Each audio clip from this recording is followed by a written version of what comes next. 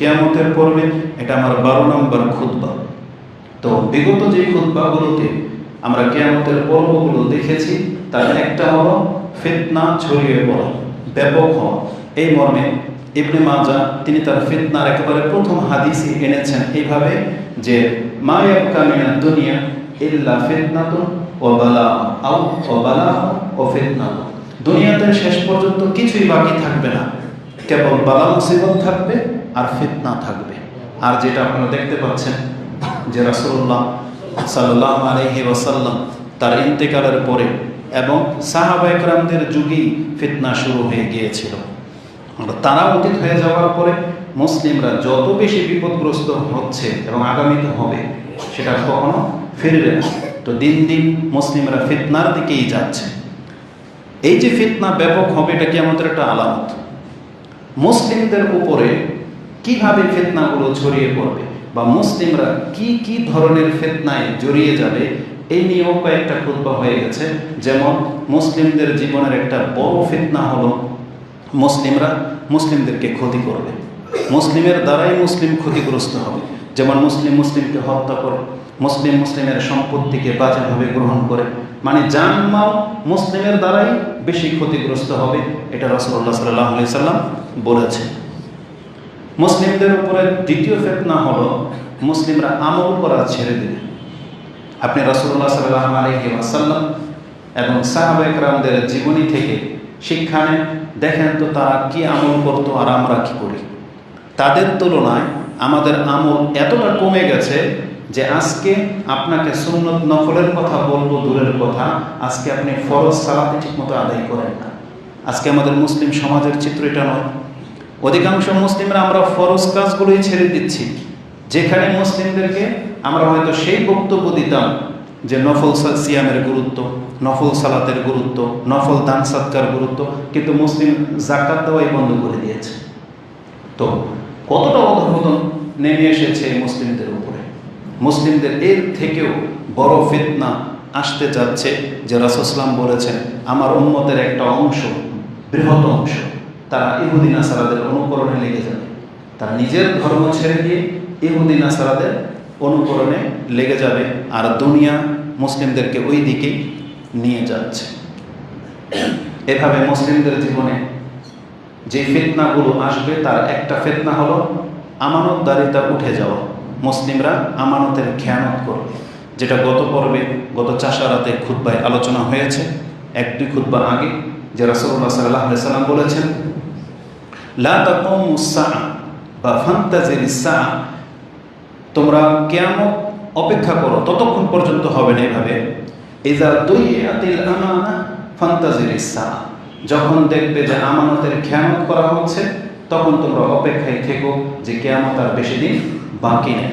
তখন কিভাবে আমানতকে নষ্ট করা হবে সেটা প্রশ্ন করা হয়েছে, সেই পর্ব নিয়ে আলোচনা হয়েছে। কিন্তু এই টুকরা থেকে আমি আপনাকে বোঝাতে চাচ্ছি যে আমানতের খেয়ানত করা এটা কিয়ামতের একটা লক্ষণ।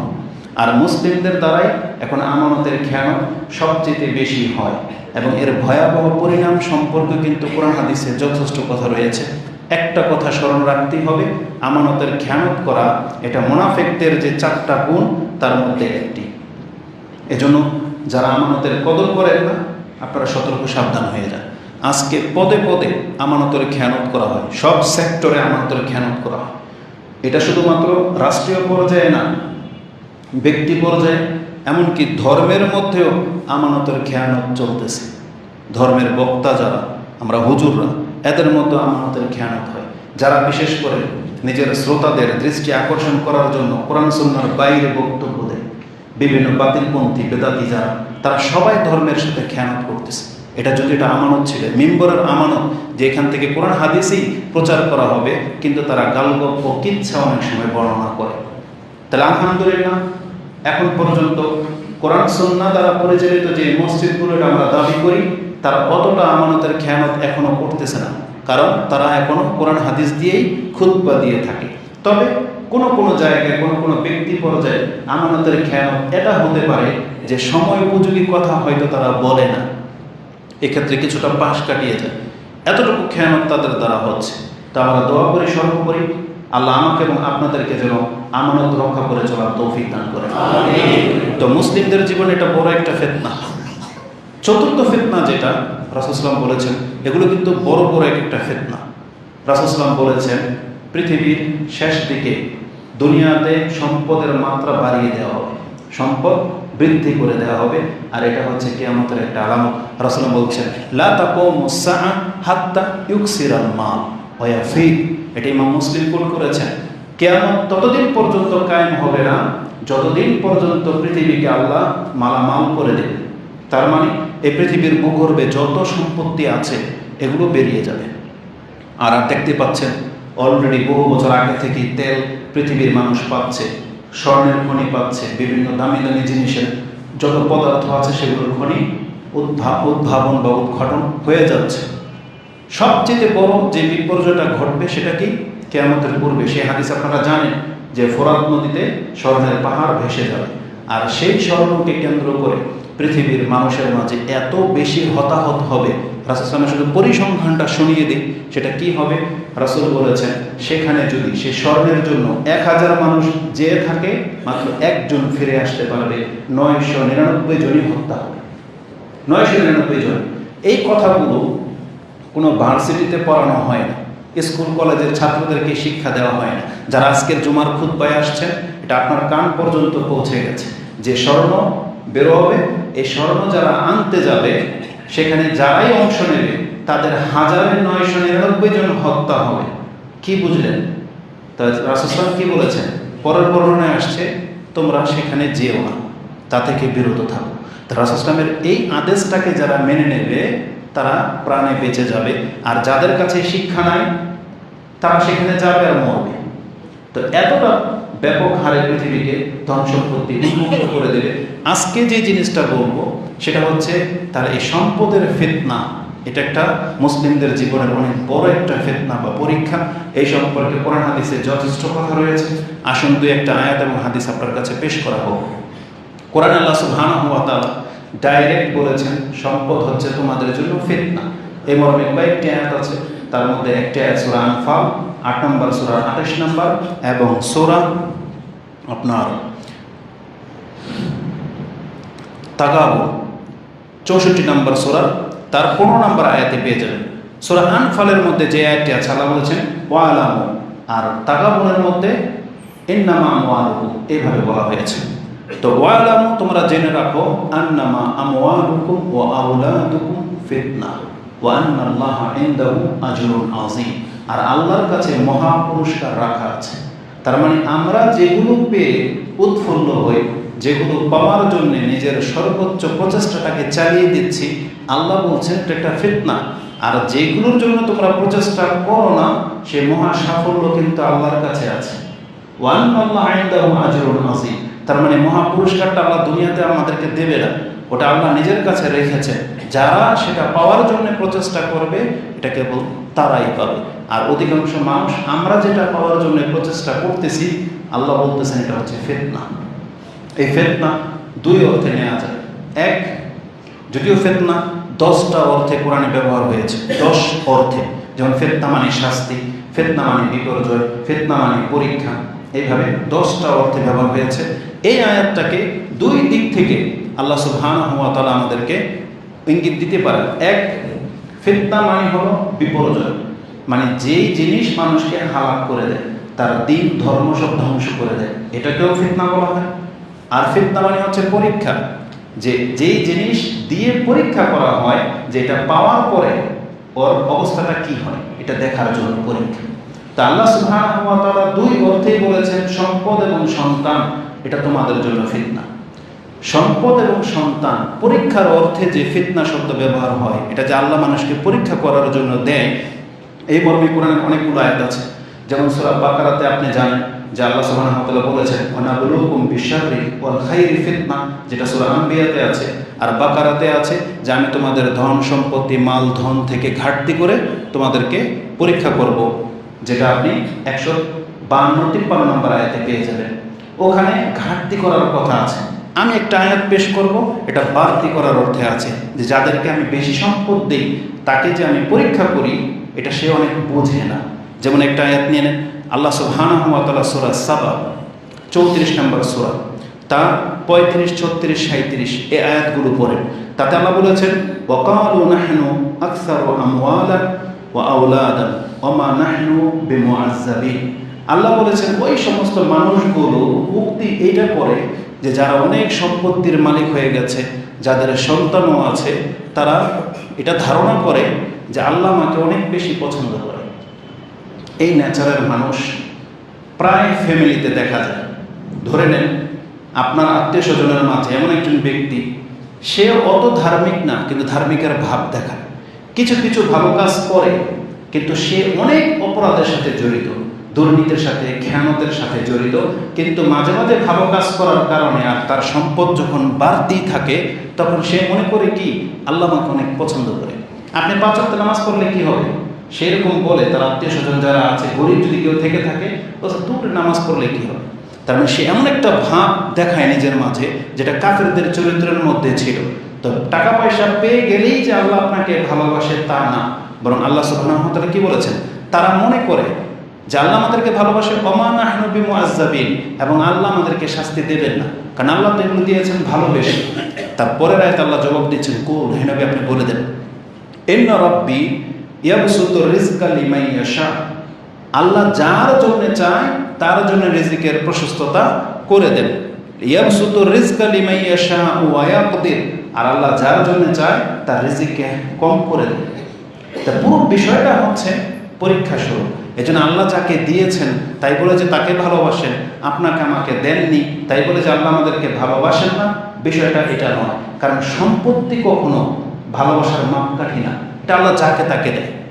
যদি এটা আপনি কিভাবে বুঝবেন, পৃথিবীর সবচেয়ে বিজ্ঞ বা সবচেয়ে বড় পয়সাওয়ালা একজন মুসলিমকে নিয়ে নেন, পৃথিবীর রেকর্ড এটা দেখাইতে পারবো যে এই মুসলিম পয়সাওয়ালার চাইতেও আল্লাহ এমন অনেক কাফেরকে তার দ্বিগুণ দিয়ে রেখেছেন।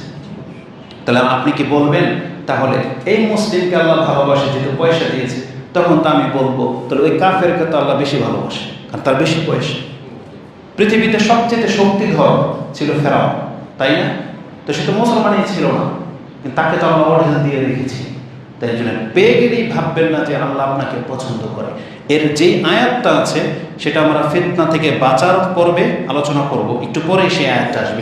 এখান থেকে যেটা আমি আপনাকে দেখাতে চেয়েছি, কুল ইন্না রাব্বি ইয়াবসুতুর রিজক, আল্লাহ যার জন্য চায় রিজিকের বর্ধিত করে দেন। তার মানে এটা ভালোবাসার নমুনা নয়, এটা হচ্ছে বিষয়। দ্বিতীয় অর্থে যে ইন্নামা আমওয়ালুকুম ফিতনা, এই সম্পদ হচ্ছে তোমাদের জন্য বিপর্যয়, এই অর্থে যে কোরআনে ব্যবহার হয়েছে, রাসূলুল্লাহ সাল্লাল্লাহু আলাইহি ওয়াসাল্লামের একটা হাদিস থেকে নিয়ে নেন। সম্পদ এই উম্মতের জন্য কত বড় বিপর্যয়ের জিনিস, এটা কত মারাত্মক জিনিস। রাসূলুল্লাহ সাল্লাল্লাহু আলাইহি ওয়াসাল্লাম থেকে কাব ইবনে ইয়াদ তিনি বলেন, قال سمعت النبي صلى الله عليه وسلم يقول ان لكل امه فتن, নিশ্চয় প্রত্যেকটা জাতিকে হালাক করে দেওয়ার মতো কোনো না কোনো বিষয় ছিল যাদের কারণে ওরা হালাক হয়েছে। যেই বিষয়গুলো লোভে পড়ে বা যেই বিষয়গুলোর কারণে অপরাধে জড়ানোর কারণে এদেরকে হালাক করে দেওয়া হয়েছে। রাসূল বলেছেন আমার উম্মতকেও হালাক করে দেওয়ার মতো বহু কিছু আছে, তার মধ্যে 1 নম্বরে আছে ওয়া ফিতনাতু উম্মতি আল-মা, আমার উম্মতকে যদি হালাক করে দেয় কোনো কিছু, ধর্ম থেকে যদি বিচ্যুত করে দেয়, তার এটা প্রধান কারণ হচ্ছে সম্পদ। প্রধান কারণ সম্পদ, টাকা পয়সা, লোভ, এটা হচ্ছে প্রধান কারণ, যেটা আপনি তিরমিজিতে কিতাবুজ যুহুদে পেয়ে যাবেন। অন্তরকে নরম করার অধ্যায় 34, হাদিস নাম্বার হচ্ছে 2336 নম্বর হাদিস। সম্পদ যে মানুষকে হালাক করে দেয় এই সম্পর্কে রাসূলুল্লাহ সাল্লাল্লাহু আলাইহি ওয়াসাল্লামের আরেকটি সতর্কবাণী নিয়ে নেন, যেটা সাহিহ ইবনে হিব্বানে রয়েছে 694 এবং সিলসিলাতুল আহাদিস সাহিহার মধ্যে 1703 নম্বরে সহিহ হিসেবে উল্লেখ করা হয়েছে। আবু মুসা আল আশআরী قال রাসূলুল্লাহ সাল্লাল্লাহু আলাইহি ওয়াসাল্লাম আলা ইন্না দিনার ওয়া দিরহাম, নিশ্চয় এই যে দিনার এবং দিরহাম রয়েছে, আহলাকা মান কানা ক্বাবলাকুম, তোমাদের পূর্বের জাতিকে এই দুইটা জিনিসের লোভে ধ্বংস করেছে। দিনার আর দিরহাম মানে স্বর্ণ আর রূপার মুদ্রা, এই দুইটা জিনিসই তোমাদের পূর্বের জাতিকে ধ্বংস করেছে। ওয়াহুমা, আর এই দুইটাই মুহলিকাকুম, এই দুইটাই আবার তোমাদেরকে ধ্বংস করে দেবে। তার মানে যেই দুইটা সম্পদ বিগত জাতির হালাক হওয়ার কারণ, রাসূল বলেছে এটা তোমাদেরকেও হালাক করে দেবে। এটা সহিহ ইবনে হিব্বানে রয়েছে। তার মানে সম্পদের চাহিদা মানুষকে হালাক করে দেয়। আর এটা আমাদের এই উম্মতের জন্য অনেক বড় একটা ফিতনা। এগুলো কোরআন হাদিসে রয়ে গেছে। তো সম্পদের চাহিদা মানুষকে কতটা হালাক করে দেয়, রাসূলুল্লাহ সাল্লাল্লাহু আলাইহি ওয়াসাল্লাম একটা এক্সাম্পল দিয়ে বুঝিয়েছেন। যেই এক্সাম্পলটি, উদাহরণটি আপনি তিরমিজিতে পেয়ে যাবেন, হাদিস কিতাবুল জুহুদের মধ্যে রয়েছে 2416 কিতাবুর রিকাব, যেটা 35 নম্বর অধ্যায়। তাতে মালিক আল আনসারী কানা রাসূলুল্লাহ সাল্লাল্লাহু আলাইহি ওয়াসাল্লাম মা যিবানি জাইআনি উরসিলা ফি গানামি বিআফসাদা লাহা মিন হিরসিল মারই আলাল মাল ওয়া শারাফি লিদীনিহি। একজন ব্যক্তির টাকা পয়সার প্রতি লোভ তার দিনকে এতটা ক্ষতিগ্রস্ত করে, দুইটা ক্ষুধার্ত নেকড়ে বাঘকে যদি বকরির পালের মধ্যে ছেড়ে দেওয়া হয়, ওই বকরির পালকে ধরার জন্য এ যতগুলো বকরির ক্ষতি করবে তার চাইতে অনেক বেশি ক্ষতি একজন ব্যক্তির টাকার লোভ তার দিনের করে, ধর্মের করে। তার মানে টাকা পয়সার লোভ যার মধ্যে জেগে যাবে, এর ধর্ম শেষ। সে ধর্মকে উপেক্ষা করতে দ্বিধা করবে না। এটাকে যদি আপনি পজিটিভলি নেন, যারা হালাল ইনকাম করেন, ধরেন মুদির দোকানদার, গার্মেন্টসে যারা চাকরি করেন, বা এক কথায় যারা 10, 12, 14, 16 ঘন্টা ডিউটি করেন, সেটা কোনো চাকরি হোক, মুদির দোকান হোক, চালের ব্যবসা বলেন, যেই ধরনের ব্যবসাগুলোতে আমরা জড়িত, যদি তাদেরকে নিয়ে নেন, আপনি দেখেন তো এই ব্যবসা আপনাকে কতটা ব্যস্ত করে রেখেছে। এমন ব্যবসায়ী আছে, সে নামাজ পর্যন্ত আদায় করে না, নামাজ পর্যন্ত আদায় করে না। তাহলে তার টাকা পয়সার চাহিদা তার ধর্মকে ধ্বংস করে দিয়েছে। রাসূল বলেছেন, দুইটা নেকড়ে ভাগ ক্ষতি করে না বকরি, যতটা মানুষের সম্পদের লোভ তার ধর্মের ক্ষতি করে। কতটা ক্ষতি করে? ইমাম মুসলিম রাহিমাহুল্লাহ সেই হাদিস এনেছেন যে কত ব্যক্তি সকালবেলা মুমিন থাকে, সন্ধ্যাবেলা কাফের হয়ে যায়। ইউসবিহু রাজুলু মুমিনান ওয়া ইউমসি কাফির, আও ইউমসি মুমিনান ওয়া ইউসবিহু কাফিরা। কি হয়? ইয়াবিউ দীনাহু বিআরাদিন মিনাদ দুনিয়া, সে তার দিনকে বিক্রি করে দেয় দুনিয়ার জন্য।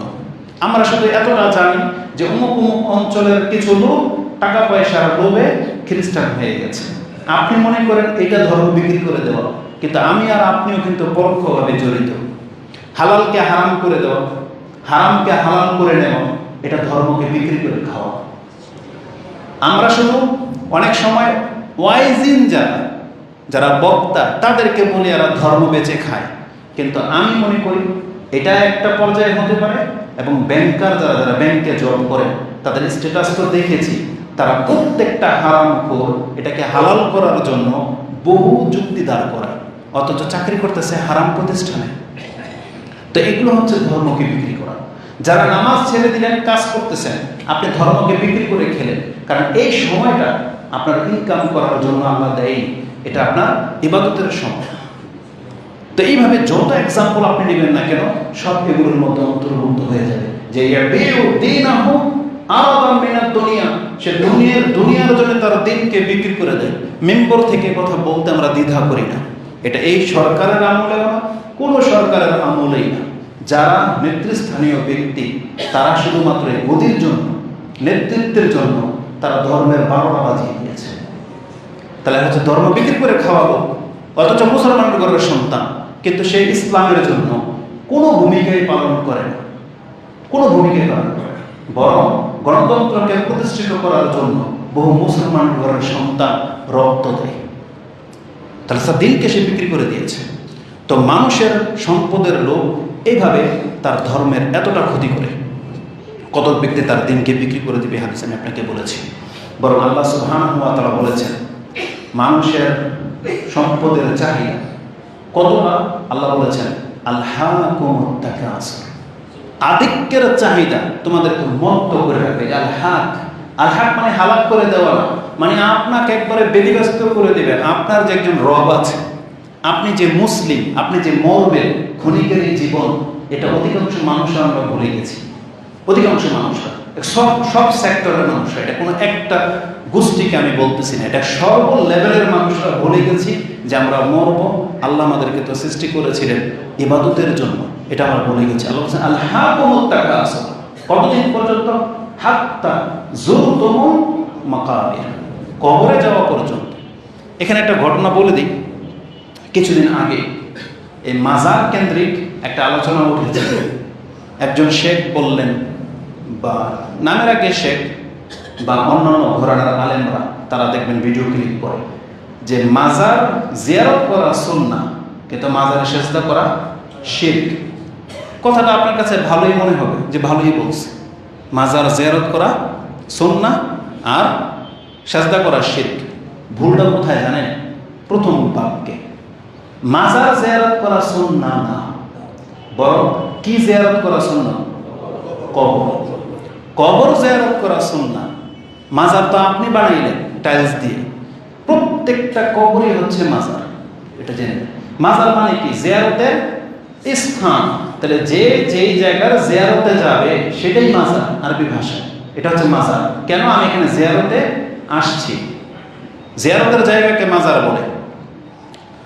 তো এই যে আল্লাহ সুবহানাহু ওয়া তাআলা কি বলেছেন, হাত্তা যুরতুমুল মাকাবির, আল্লাহ তো কবরের কথাই বলছে যে যতক্ষণ পর্যন্ত কবরের সাক্ষাৎ তোমাদের না হয়ে যায় ততক্ষণ পর্যন্ত তোমরা অর্থের পেছনে ঝুঁকবা। তো ওইটা একটা ভিন্ন কথা ছিল, এই জন্য আপনাকে বলে দিই যে কোরআনে আল্লাহ বলেছেন কবর জিয়ারত মানে কবর, ওখানে কবরের কথাই আছে।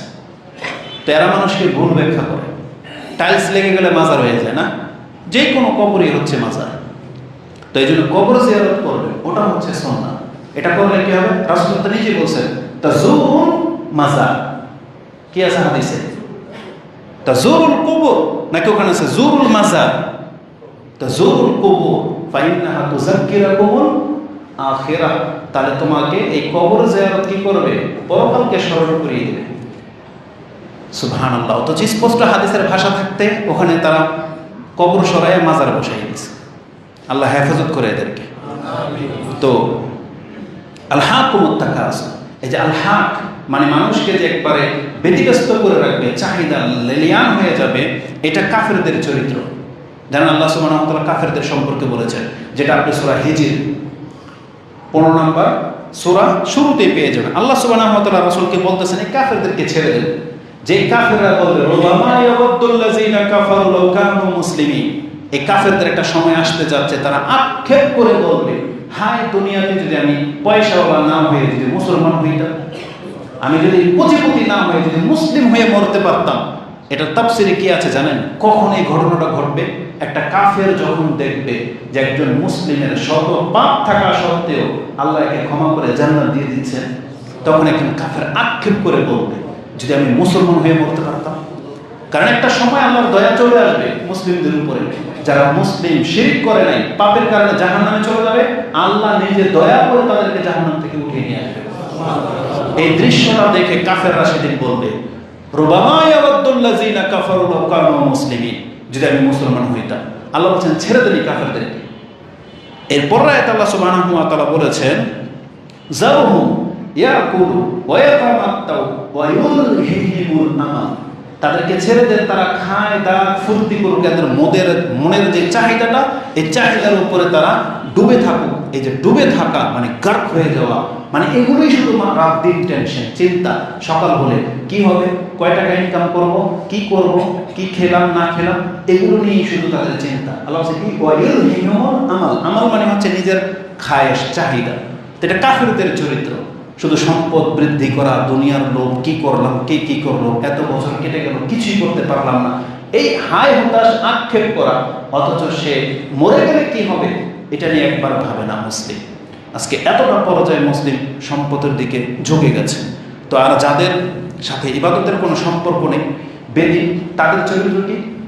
রাসূলুল্লাহ সাল্লাল্লাহু আলাইহি ওয়াসাল্লাম বলেছেন, ইবনে আব্বাস রাদিয়াল্লাহু তাআলা আনহুমা থেকে তিনি বলেন, ইয়াকুলু সামিআতু নবী সাল্লাল্লাহু আলাইহি ওয়াসাল্লাম ইয়াকুল লাউ কানা লিইবনি আদম ওয়াদিয়ান মিন মালিন লাবতাগা সালিসা, যদি আদম সন্তানকে 2টা উপত্যকা ভরা সম্পদ দিয়ে দেয়, তাহলে আদম সন্তানের চাহিদা কি? সে মনে করবে যে আমাকে আরেকটা যদি দেওয়া হতো।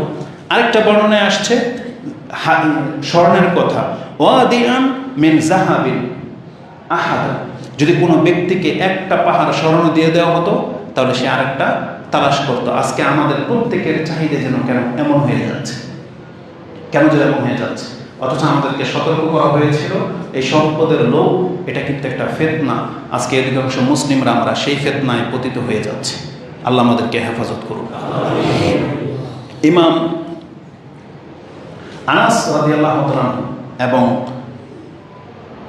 উবাই ইবনে কাব তারা বলতেন যে এই হাদিসটাকে আমরা কোরআনের আয়াত মনে করতাম যে আল্লাহ সুবহানাহু ওয়া তাআলা বলেছেন যে আদম সন্তানের পেট ভরবে না, ওয়ালা ইয়ামলা জাওফা ইবনে আদম ইল্লা আত-তুরাব, কবরের মাটি ছাড়া আদম সন্তানের পেট ভরার নয়, ওয়া ইয়াতুবুল্লাহু আলা মান তাব, তবে আল্লাহ ওই ব্যক্তিকে ক্ষমা করবে যারা ওর কাছে তওবা করে ফিরে আসবে। এই হাদিসের মধ্যে এই টুকরাটা আছে।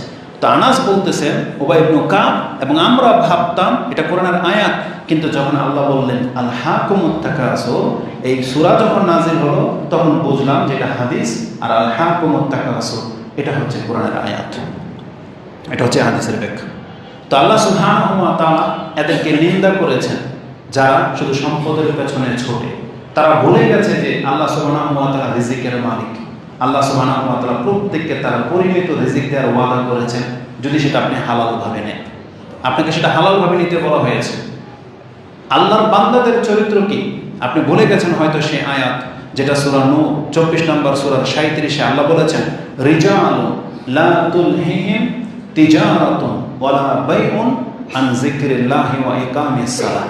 আল্লাহ সুবহানাহু ওয়া তাআলা বলেন রিজালুন লা তুলহিহিম তিজারাতুন ওয়ালা বাইউন আন যিকরিল্লাহি ওয়া ইকামিস সালাহ ওয়া ইতাইজ যাকাত।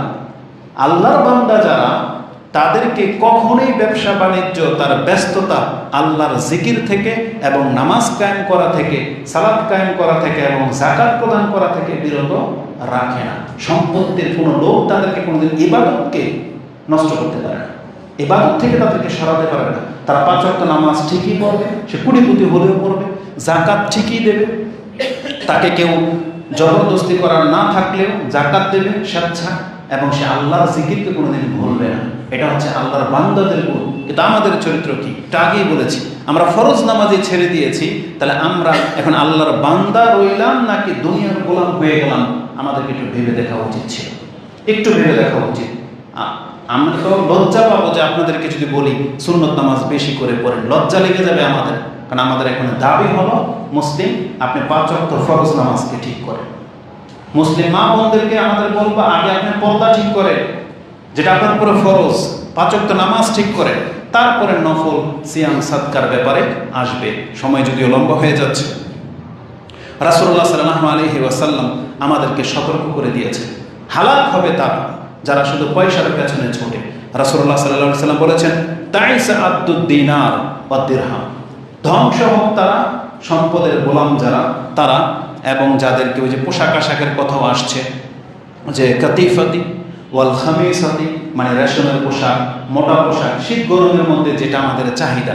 অধিকাংশ ঘরে অশান্তি ঝগড়া হয় মহিলাদের কেন্দ্র, শুধু পোশাক আশাককে কেন্দ্র করে, ঈদের ড্রেসকে কেন্দ্র করে নিয়ে ঝগড়া হয়। তো যারা শুধু পেলে খুশি, না পেলে অসন্তুষ্ট, শ্বশুর বাড়ির প্রেক্ষাপট নিয়ে নেন, শ্বশুর বাড়ি থেকে পেলে খুশি, না পেলে অসন্তুষ্ট। এখানে রাসূল কি বলেছেন যে ইন উতিয়া রাদি ওয়া ইন লাম ইউতা লাম ইয়ারদা, তাকে দিলে সে খুশি হয়, না দিলে সে খুশি হয় না। এটা সংগঠনের মধ্যে ফিট করতে পারে। সংগঠন থেকে যদি কেউ কিছু পায় তাহলে সে সংগঠনের প্রতি খুশি, আর সংগঠন যদি কাউকে কিছু দিতে না পারে কর্মী, তখন সে অখুশি। জীবনের সব সেক্টরে, কোম্পানি নিয়ে নেন, মালিক যদি আপনার কাজের চেয়ে বেশি কিছু দিয়ে দেয় আপনি খুশি, না দিলে আপনি খুশি নন। মানে এটা জীবনের সব ক্ষেত্রে, সবার মধ্যে, আমাদের মধ্যে, সবার মধ্যে এটা আছে যে আল্লাহর পক্ষ থেকে সে পেলে খুশি, না পেলে, যেমন প্রায় মানুষ আমাদেরকে বলে যে হুজুর আমরা আল্লাহর কাছে এত দোয়া করলাম, আল্লাহ তো দেয় না, বুঝলেন? আর যারা পেয়ে গেছে আপনি খবর নিয়ে দেখেন তারাও কিন্তু আল্লাহকে ভুলে গেছে। যাদেরকে আল্লাহ অঢেল দিয়েছে, বলতে পারবেন তারা বেশি নামাজি? এই 5 ওয়াক্ত নামাজে যারা প্রথম কাতারে আসে সব কোটিপতি, বলতে পারবেন? বরং তারা বেশি পাওয়ার কারণে মসজিদে ঢুকতে পারে না, মসজিদে আসতে পারে না। আর আপনি বলতেছেন আল্লাহ আপনার কথা শোনে না। আরে সবচেয়ে বড় ডাক তো আল্লাহ শুনেই নিয়েছেন, যে আল্লাহ এখন পর্যন্ত আপনাকে মুসলমান করে রেখেছেন। এটাই তো সবচেয়ে বড় জিনিস। এর উপরে যদি আমরা মরে যেতে পারি, কামিয়াব। আল্লাহ কি বলেছেন? ফামান যুহজিহা আনিন নারি ওয়া উদখিলাল জান্নাহ ফাকাদ ফাজ। যাকে জাহান্নাম থেকে বাঁচিয়ে বলে দেওয়া হবে তুমি জান্নাতি, আল্লাহ বলেন ফাকাদ ফাজ, এই হচ্ছে সফল কাম। আর কি চাই আমরা? অতএব আমাদের চাহিদাটাকে একটু লাগামকে টেনে ধরতে হবে, আমাদেরকে হালালের উপরে থাকতে হবে, যেটা রাসূলুল্লাহ সাল্লাল্লাহু আলাইহি ওয়াসাল্লাম আমাদেরকে শিক্ষা দিয়েছে। আবার স্মরণ করিয়ে দিই, দেখেন অর্থ সম্পদ অনেক বড় একটা ফিতনা, অনেক বড় একটা ফিতনা। এই দুইটা জিনিসই মানুষকে ধ্বংস করেছে বেশি, সন্তান আর সম্পদ। সন্তান যাদের হয় না, জানেন, সে চাইলে মানে এমন পর্যায়ে পৌঁছে যায়, আপনি যদি বলা হয় অমুক বাবাকে গিয়ে সেজদা করো, যদি আপনি বলেন না কেন আহলে হাদিসের সন্তান, তাওহীদবাদী, এ পর্যন্ত শিরক করতে বাধ্য হয়ে যায়। সন্তানের চাহিদা কি মনে করেন? কোরআনে সেই ঘটনা আছে যে সন্তানের কারণে সে আল্লাহর সাথে শিরক করে। এটা কত বড় ফিতনা যে একজন মানুষ যদি সন্তান পাওয়া না পাওয়াকে কেন্দ্র করে মুশরিক হয়ে যায়, এটা তার জীবনের কত বড় ফিতনা। এক তো আগে চেয়েছে, যা খুশি তা করেছে সম্পদ, ওই সন্তান পাওয়ার পরে আরো বড় ফিতনা কি, একটু অসুস্থ হয়ে গেলেই বলতেছে বাচ্চা কান্না করে, তখন আর জায়েজ না জায়েজ দেখে না, দৌড়িয়ে ছুটে ওঝার কাছে, কবিরাজের কাছে। তার অগোচরে তার স্ত্রী, নানি, মামি, খালা, দাদে, ফুফু, তারা তাবিজ, কবজ কত কি লাগিয়ে দিয়ে বসে থাকে। এটা কত বড় ফিতনা। এই জন্য এগুলো থেকে বাঁচতে হবে। সবার আগে আপনার ঈমান, তারপরে যদি সন্তান প্রাপ্ত হন, তারপরে যদি সম্পদ প্রাপ্ত হন, আলহামদুলিল্লাহ, না পেরে আলহামদুলিল্লাহ, কিন্তু ঈমান ইসলামকে ঠিক রাখতে হবে। কিন্তু আজকে আমরা অধিকাংশ মুসলিমরা সেটা ভুলে গেছি। সম্পদটাই কেন যেন আমাদের মুখ্য হয়ে গেছে, যে এই ওতিয়ারাদি আমাদেরকে দিলেই আমরা খুশি, না দিলে আমরা খুশি না। রাসূল বলেছেন তাইসা আব্দুদ দিনার ওয়াদ দিরহাম, ধ্বংস হোক তাদের এই সম্পদের গোলামরা। আমাদেরকে কঠোরভাবে নিষেধ করা হয়েছে। আল্লাহ যেন আমাদেরকে বোঝার এবং সে অনুযায়ী আমল করার তৌফিক দান করেন। আকুলু লিকাউলি হাযা আস্তাগফিরুল্লাহ লি ওয়া লাকুম ওয়া লিসাইরিল মুসলিমিন ফাস্তাগফিরু ইন্নাহু হুয়াল গফুরুর রহিম।